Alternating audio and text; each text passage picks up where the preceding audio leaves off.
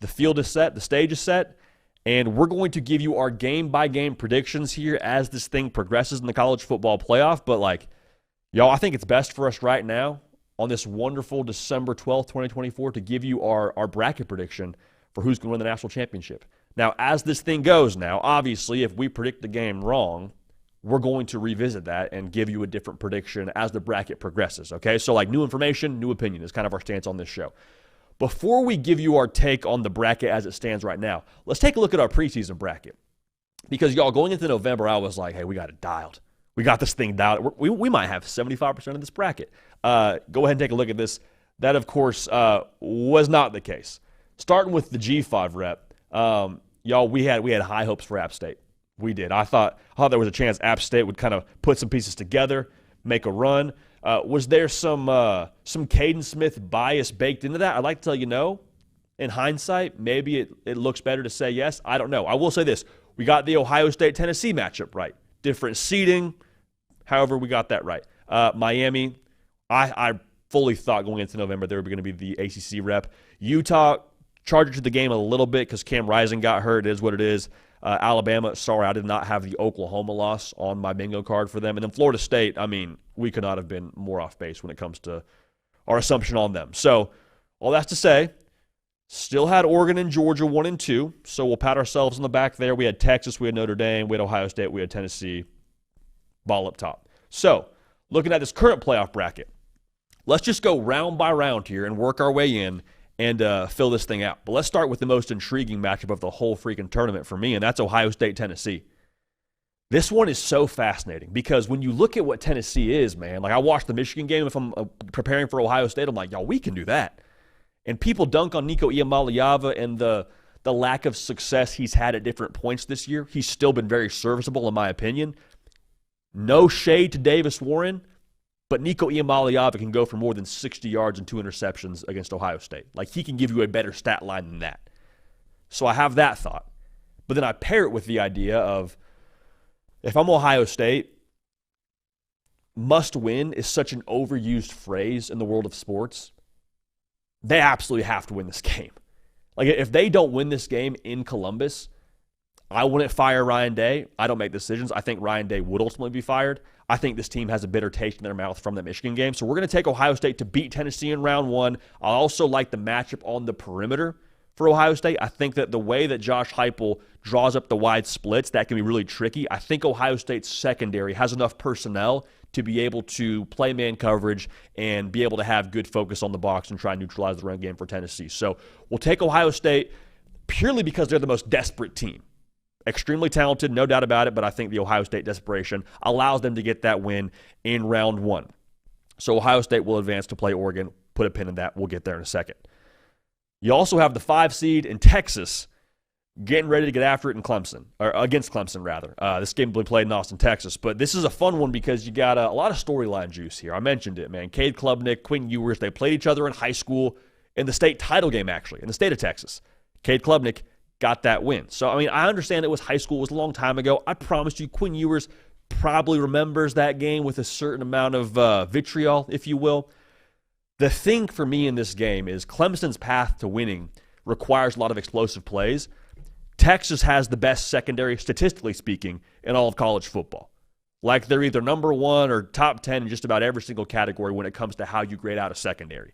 And so if that's the case now, I don't trust Clemson to be able to play a ground and pound style of ball, to be able to beat Texas how Georgia beat Texas. If there's a path here, it's Cade Klubnik kind of breaking the game plan with his legs. I think that Quinn Ewers and this Texas team is poised to make a run. I love their big game chops. I think Texas gets a win in round 1 over Clemson. They advance now to play the Fighting Cam Scadaboos and Arizona State in the next round. So we got Ohio State and Oregon, Arizona State, Texas, queued up for the next round. We'll get to that in a second.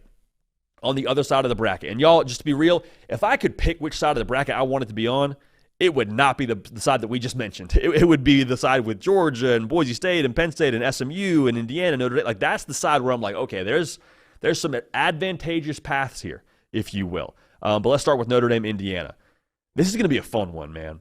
The fact that you got 2 teams in the same state playing in a historic venue in South Bend, I'm excited for the casual sports fan. that says, hey, the college football playoff's on. Oh, Notre Dame, Indiana's on. I'll go watch that. And to see, like, touchdown Jesus, hopefully it's covered in snow. Hopefully that crowd is electric. I imagine it will be.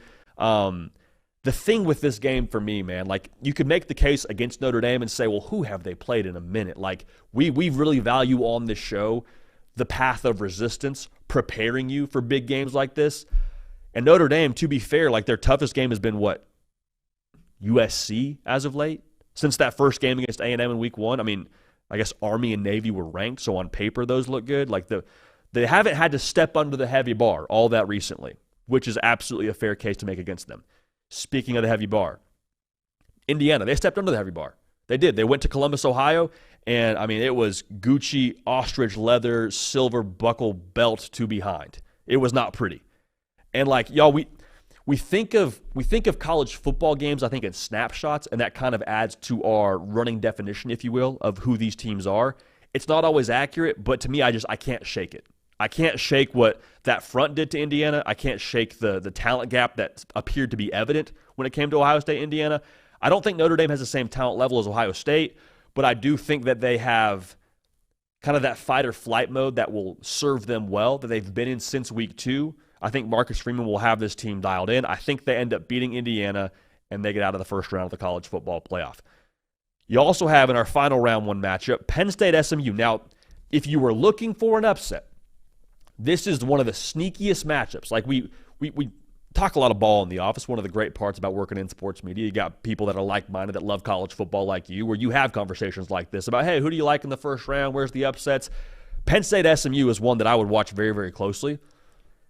SMU has the personnel to, I think, I don't want to say out-scheme because that almost waters down how much we think of Brashard Smith and Kevin Jennings, but like the speed that SMU has in that backfield is enough to, I think, take advantage of the aggression of a Penn State. The concern for me with Penn State is, like, they looked awesome against Oregon. Awesome offensively. Now, it wasn't the cleanest game. You had a couple turnovers, one that ended up costing you the game, but, like, you scored 37 against Oregon. That was not a kind of game that you wanted to get into, and your offense responded. Now, you lost, but you still scored 37. My concern is with Penn State, like I just mentioned, have they emptied the clip? Like, did they reach their highest gear offensively? It wasn't enough, and then they revert back to the mean of being somewhat average offensively. So this is sneaky. I think if SMU were to win this game, full transparency, I would not be all that surprised. I think Rhett Lashlee is one of the best head coaches and offensive minds in the game. I love Kevin Jennings, like I mentioned, with his mobility. I love Brashard Smith. I think that front for SMU is also halfway decent, to be honest. I understand they haven't played world beaters all season long, but I think they got a little more juice than maybe they have been given credit for. Now, with that being said, what Clemson did early on to SMU is tough for me to shake. And I think Penn State, with just the overall talent gap they possess here with SMU, is going to be too much. I'll take Penn State to win in the first round of the college football playoff over SMU. They will advance to play Boise State. So a little bit chalky. We don't apologize for that. We said at the beginning of this whole season, I said, hey, listen, it's crazy this season's going to be with, the conference realignment and the matchups. It's going to make for a lot of chaos. We're going to get to the college football playoff, and it's going to feel very chalky. So far, through round 1, with us filling out this bracket, again, I cringe saying the word bracket with college football. We move on. Pretty chalky so far. So let's go back to the other side of the bracket. You have Ohio State and Oregon and Arizona State and Texas. Let's talk Ohio State, Oregon. This is a rematch now. Remember, we saw this one in Eugene, and it gave us all we wanted and then some when it comes to entertainment value. Will Howard, if he gets down a little bit earlier, if Dan Lanning doesn't go into the bag of tricks and pull out the 12-man formation on defense, maybe this game ends differently. However, this Oregon offense, I believe, is still going to score. I think they're going to score a lot of points. I think Dylan Gabriel and what he was in that game against Ohio State, he's improved even since then. It's also worth noting now, Oregon is getting Ohio State after give or take 3.5 weeks of rest. So Dan Lanning has got a chance for his team now to get back right. I'd be wildly surprised if that defense gave up the rushing yard total they did against Penn State, darn near 300, I believe it was, or in that category. Ohio State, I think them beating Tennessee will be such a relief. Emotionally, again, I wonder where they're at. Because the Michigan game takes the wind out of your sails. You get a win at home, theoretically, in our situation over Tennessee, and you got some belief back in you. I just think this Dan Lanning team is going to be on a mission. I don't see a world where Oregon, after running the gauntlet of the regular season and the Big Ten, gets some rest and loses their first college football playoff game. That, to me, is hard to believe. So I think they actually beat Ohio State in the rematch before the year. We said Oregon's going to beat Ohio State 3 times. In this situation, we haven't beaten them 2 times. All right, so Oregon gets past Ohio State, and they advance. Arizona State and Texas.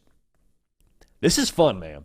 This is a lot of fun because I think Cam Scadaboo is more of a problem than I think the rest of the college football public wants to give credit for. Like, that's great. You have an awesome run defense. You still got to meet number 4 in the hole. You still gotta bring your feet and wrap up and make sure you finish to the ground. Because if you don't, like, his yards after contact numbers are ridiculous. Low center of gravity, runs angry, went to the Marshawn Lynch School of Breaking Tackles. And then in addition to that, you got Sam Levitt back there, who I've said many times, man, he deals the pill like a shady pharmacist. I love what he brings to the table. Ryan Russillo, I'll repeat his take again. He has a take where he believes that how you look in your ESPN profile picture, your headshot on the website matters. In Sam Levitt's profile picture, he's got a gold chain. He plays like he's got a gold chain. All right, so I think this is actually going to be one of the more intriguing matchups of this round of the college football playoff. The tough part for me is if Arizona State had Jordan Tyson, I would feel a lot better about their ability to counterpunch against Texas.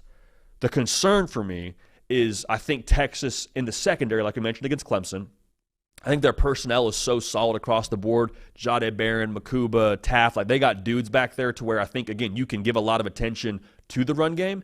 And so if they can do that and make Arizona State have to throw the football, as much as I think of Sam Levitt, when you got guys dialed in for you up front, like that's tough. That's very, very tough to put the game on him in the situation. So I think that paired with the reality that I think Quinn Ewers in this Texas offense is about to find their stride, the fact that they're continuing to not find it in a weird way makes me feel like it's still out there. So I'll take Texas to beat Arizona State. Again, so far, so chalky. We don't apologize for it. You got Texas and Oregon in the next round, and that takes care of, the majority of that side of the bracket, honestly, moving forward. So Oregon and Texas advance out of their respective sectors of that college football playoff bracket.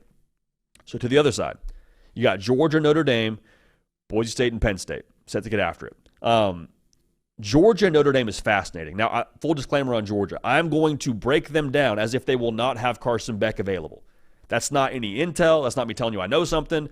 I'm just going to go ahead and assume that Carson Beck is probably not going to be the guy, or at least the version of himself that he was for the regular season. Sounds like UCLs are not the most seamless thing to recover from. So I'll predict this, assuming now that Gunnar Stockton's at quarterback, or if you want to bake in the idea that Carson Beck's maybe a 75% version of himself as well, it doesn't really deter my opinion on Georgia.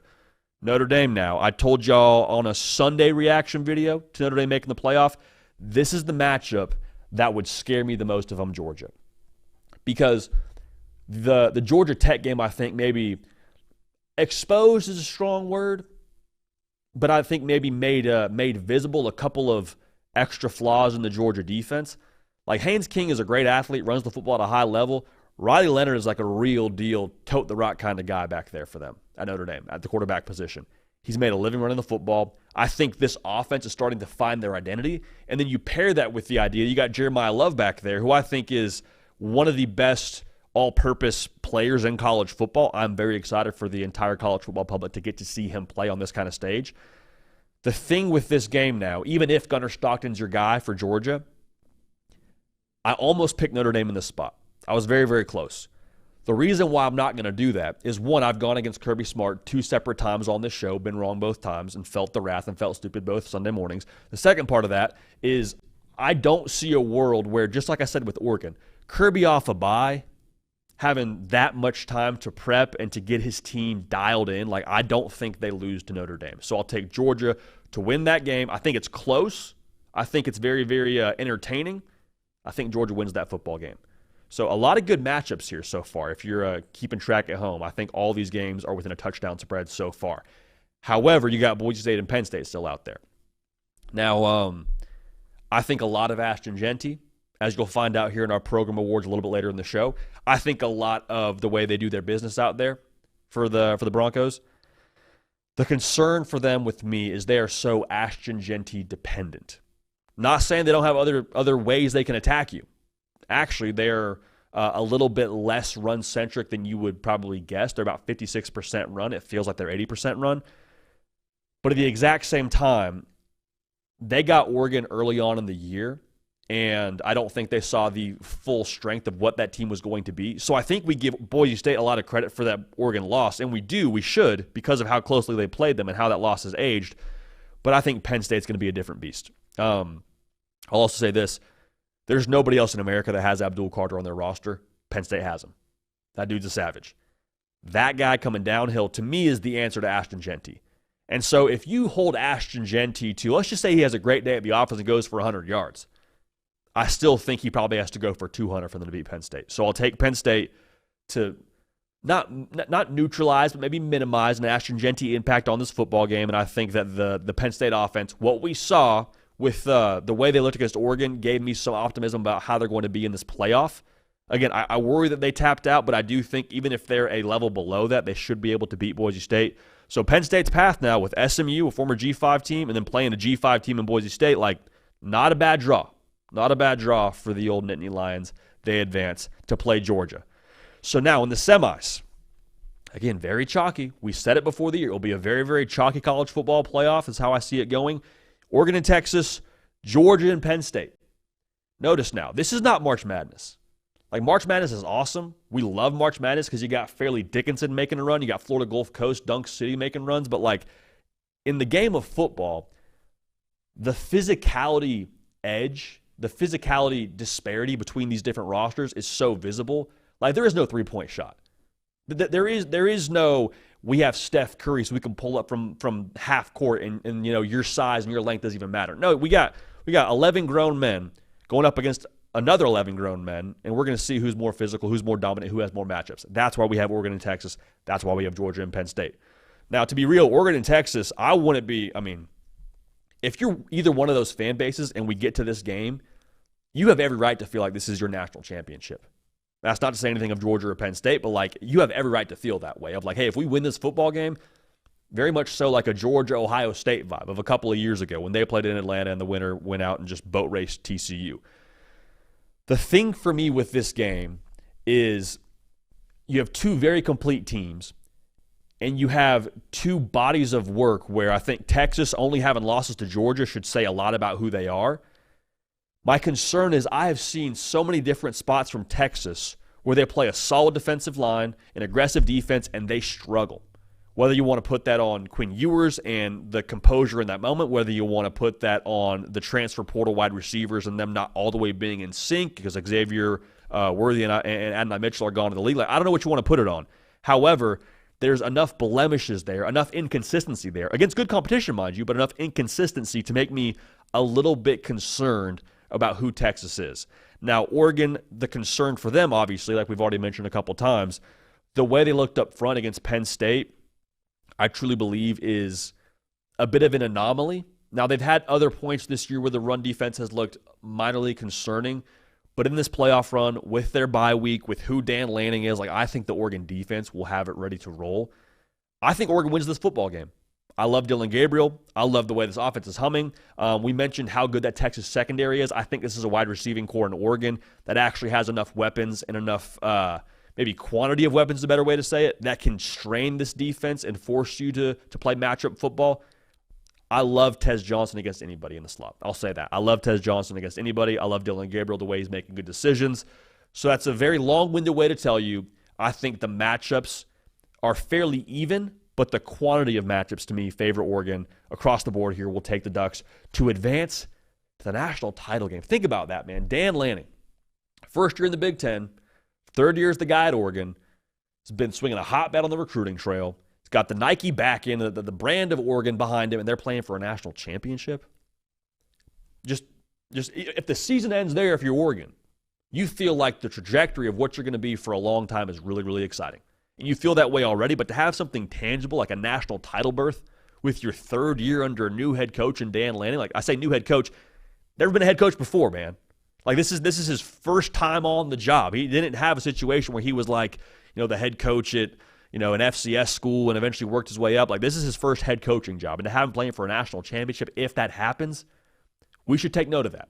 And I think we should take stock into who Oregon is for a very long time with the way they've built that roster to, in this situation, beat Ohio State and beat an SEC team in Texas to get to the national championship game. Now, who do they play there? Georgia and Penn State will be, the black and blue bowl. Quite frankly, like I expect, especially if it is a Gunnar Stockton-led Georgia team, for these teams to beat the ever-living daylight out of each other. The thing with this game for me is like the big game chops, right? If James Franklin gets to this spot, there should be some respect put on his name. To make it to a college football playoff semifinal is no joke. Especially, talk about SMU, talk about Boise State, that's fine. Make sure you give James Franklin his respect. But at the exact same time, if it's Kirby Smart and James Franklin with a chance to go to the national championship game, I'm taking Kirby Smart and feeling great about it. Talk about the lack of experience at the quarterback position. That's fair. I still think the line of scrimmage for Georgia in these big moments, like against Texas, is a great example. When it is time to go win, when it's time to go hunt, both these trenches have shown they are more than willing to go meet the moment. And so I think in this situation now, I'll take the tougher team. I'll take the tougher team. I'll take the team with a better pedigree behind Kirby Smart. I'll take Georgia to beat Penn State, setting up a national championship match that we actually had before the season. Before the year, we said, hey, it's going to be Oregon, going to be Georgia, in Atlanta. Have to imagine that Georgia, with it being in their home state, will have a fair amount of the crowd. I know Oregon travels well, but this thing will be turned all the way up. Preseason now, we picked Georgia to win the national championship. Now, remember, actually, this is funny. Rewind the tape to Dan Lanning's first game as the head coach at Oregon. Played in that building, played against that team, played against his old head coach and Kirby Smart, and they got boat raced. They got ran out of the building. Bo Nix did not look good. Kenny Dillingham was the offensive coordinator for Oregon. Like, Oregon did not have it that day. And Kirby Smart took the podium after that game and said, listen, we won that football game, and Dan Lanning would never tell you this, we won that football game because we had better players than them. I don't think it's that way anymore. I really don't. I think that Oregon and who they are offensively will translate against anybody. I think that Oregon, who they are in the trenches now, is up to par. Y'all, it's crazy because Kirby Smart in big games, you got to trust him, but I'm going to go ahead and take Oregon to win the national championship. And I think, again, the secondary of Georgia, they've been inconsistent. We've seen different teams, different quarterbacks get right against them. The trench play for Georgia, I think, is definitely their calling card, especially without Carson Beck, or maybe a minimized version of Carson Beck going forward here. But I think that Oregon now, with who they are from a tempo perspective offensively, for how quickly Dylan Gabriel gets rid of the football, and then who they are on the defensive line as well, I think that's going to be enough to meet the price of admission and to make things different than the last time they met in Atlanta. I think Oregon wins your national championship. I just think the horsepower of Oregon is going to be too much for what Georgia has offensively at that point in time. So Dan Lanning, can you imagine the post-game press conference from Dan Lanning? Or when they're on the stage on the field in Atlanta and Dan Lanning's talking about what his team did to win the national championship? I'll guarantee you one thing. Goosebumps and volume. Two things. Goosebumps and volume. Okay, maybe it's a package deal. But that's who we have winning the whole darn thing. Let's take a look at it. Again, very chalky. We don't apologize for it. I think that's how it's going to go. I think Oregon wins the national championship over the Georgia Bulldogs in Atlanta. And, at that point, too, think about the narrative that's been set around what you can't do in Eugene, what you can't do if you're not in the southeastern part of the United States when it comes to acquiring talent, winning at a high level. If Oregon does that, it is definitely a flag plant as to the new era of what college football is here in 2024. Oregon Ducks, congratulations. You're our national champs. So there you have it. Shot is called. Again, we will predict each and every one of those games as they come our way. We are absolutely going to change our opinion as we get more information, but that is how we see things shaking out as it stands right now. Now, if you want to get in on some action for those games, the hard count brought to you by our friends over at Prize Picks. Now, Prize Picks is something that we have enjoyed doing all year long. As we round the corner now into some of these postseason games, we're going to swing big. So if you want to swing big with us, follow on the socials. Using code HARDCOUNT now, when you just play $5 in lineups, just $5, you're going to find $5 walking down the street today. You get $50 in promo funds. So just for playing those $5, even if we win or lose, you get $50 to play with going forward here on Prize Picks. Again, code HARDCOUNT is how you get that done. Appreciate y'all using that code and appreciate Prize Picks bringing y'all the hard count today, Junior.